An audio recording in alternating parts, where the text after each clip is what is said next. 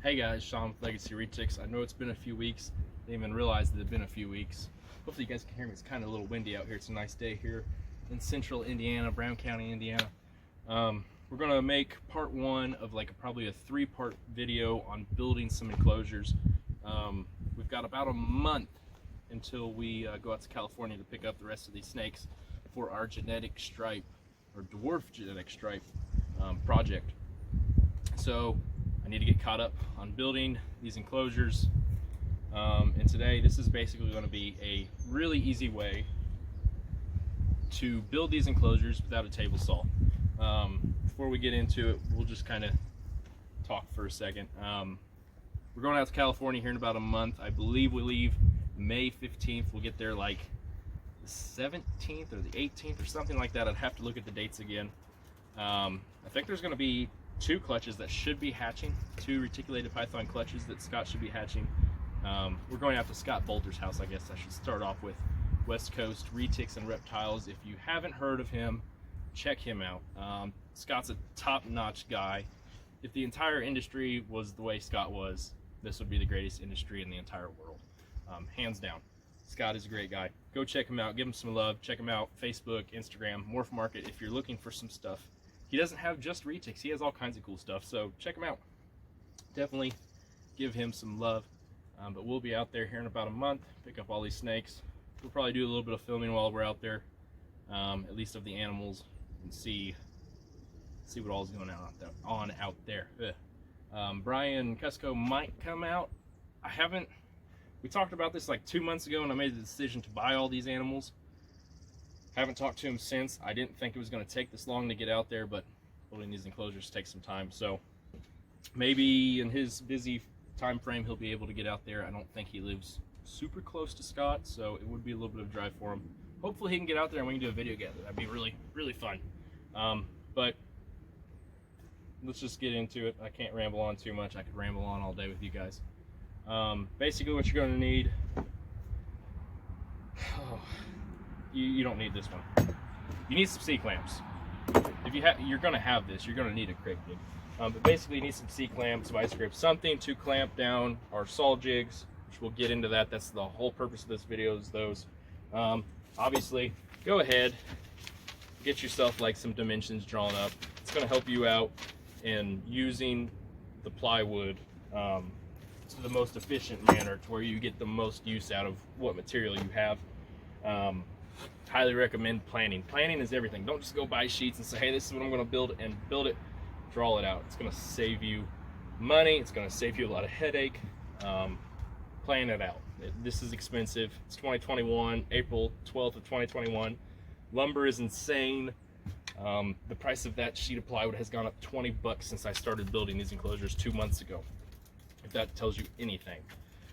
Get yourself a square, some straight edges, something to write with, extension cord if you need one, a skill saw, which this is what this whole video is about. Then you're going to need either some scrap lumber laying around, if you have any. Okay, now this is what the whole video is about. So if you don't want to watch the whole video, you at least need to watch up to this part. Let me talk about this. These are what I call saw jigs. I don't know what they're called. I don't even remember where I got the idea from. Basically what I've done, this is it's probably only like 3/4 inch thick piece of MDF. This one over here that you can't see is a smaller version of it. It's just a scrap piece of PVC board that I had. You're going to want something thin, probably at least a 1/2 inch, give it some stability, some rigidity. And then you're going to want like a piece of trim, or again, another piece of thin wood. It doesn't matter as long as it's straight, okay?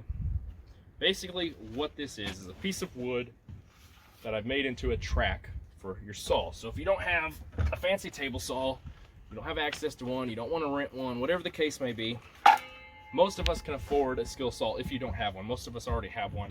It's a pretty common item needed when you own a house. What we're doing with this is we've built a track, basically. So this will give us a perfectly straight cut every single time, just like a table saw would, and it's a lot cheaper than going out and buying a table saw, when you can go out and buy that saw for 35, 40 bucks brand new. Get a couple pieces of MDF, primered MDF. They're like, I don't know, that was like $7. A couple pieces of trim or whatever you want to use. Build this jig and save yourself tons of money and time. Time's the big thing. Because when you start messing this up and it doesn't go together right and you have gaps here or this wasn't cut right or this is too long or this is too short, you end up going and buying more lumber, spending more money, and redoing it all and spending more time. Or you try to fix it and you kind of rig it together, I guess. I don't really know how you would rig it together, but I'm sure somebody could think of a way to put this together the wrong way. So take your time, get yourself some of these saw jigs made. You're gonna need some sawhorses. I'm using a Boris Centipede. Check it out on probably Amazon. I don't know where my dad got it. It's basically like a big table that stretches out and you can lay your plywood on it, make your cuts. Super helpful, way better than sawhorses. You don't need another person when you have this thing. A tape measure, some tools. I've got my whole little Vito bag, tool bag, service bag with all my tools that I use on the daily right there. But we're cutting wood. Let's not make it too complicated. I'm gonna get you guys set up. We'll get a piece, we'll start cutting, you'll see it in action, and then stay tuned for the next couple videos.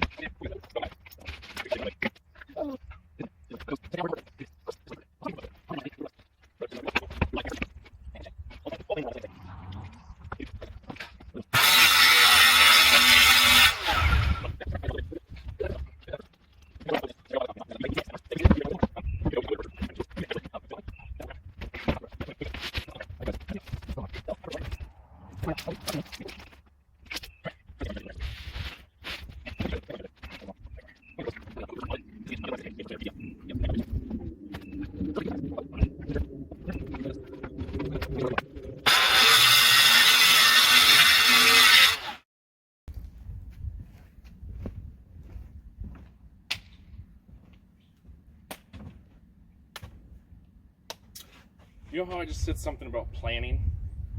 Plan, plan, plan. I just cut the wrong piece of wood. This piece of wood is now scrap. There's no use for this wood. This was supposed to be cut to 72 inches by 36 inches.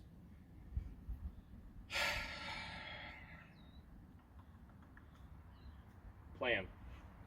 That was a $44 mistake, guys. I need some whiskey. Big time. Gosh darn it. It's a good blooper reel. Plan. Plan. Plan, Sean. Preach it. Don't do it.